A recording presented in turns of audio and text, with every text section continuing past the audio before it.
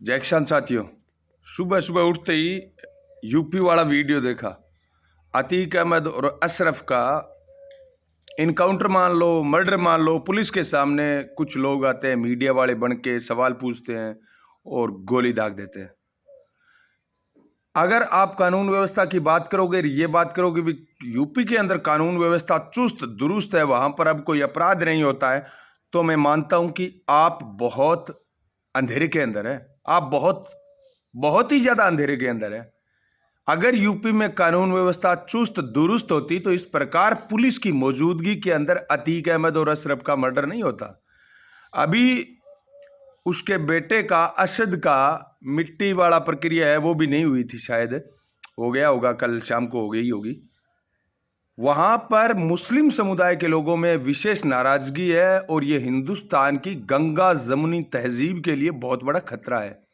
2024 के और उसके बाद में यूपी के इलेक्शन जीतने के लिए भारतीय जनता पार्टी हिंदुओं और मुसलमानों के खून के ऊपर चुनाव लड़ेगी, इसमें कहीं कोई दो राय नहीं है।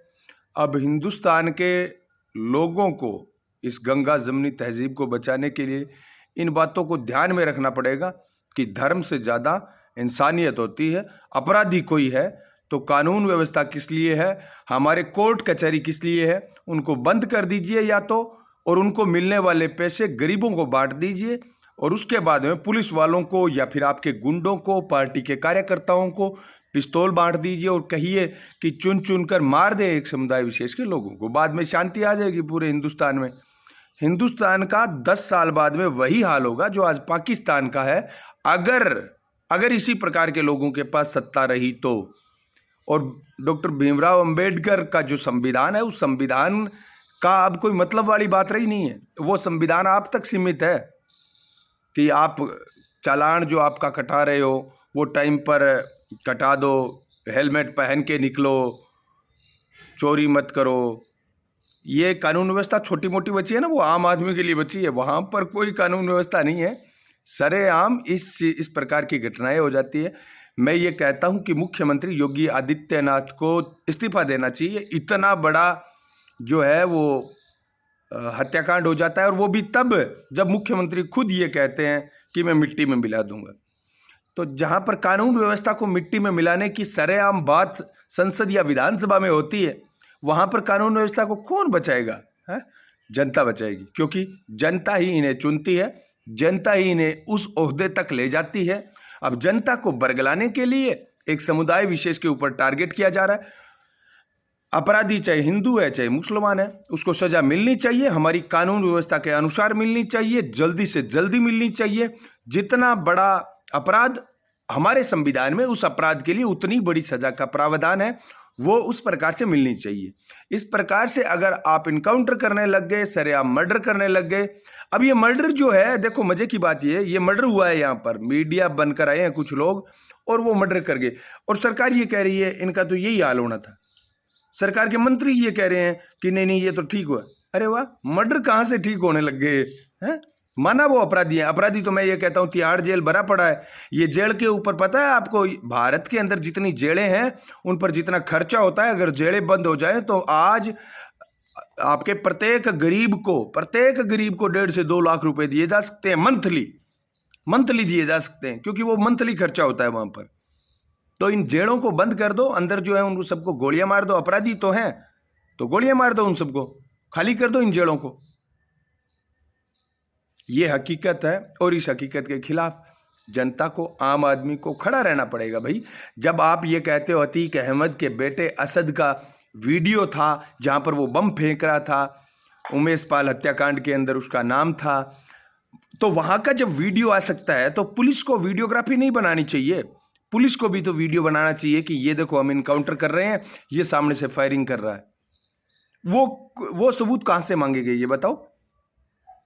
और फिर ये कह देते हैं कि नहीं नहीं हमने तो उसको एक और बताया था, विकास दुबे, उसको भी ये तो मारा है ना, तो ये एक तरफा कार्रवाई कैसे होगी भाई? विकास दुबे ने क्या किया था पता है क्या?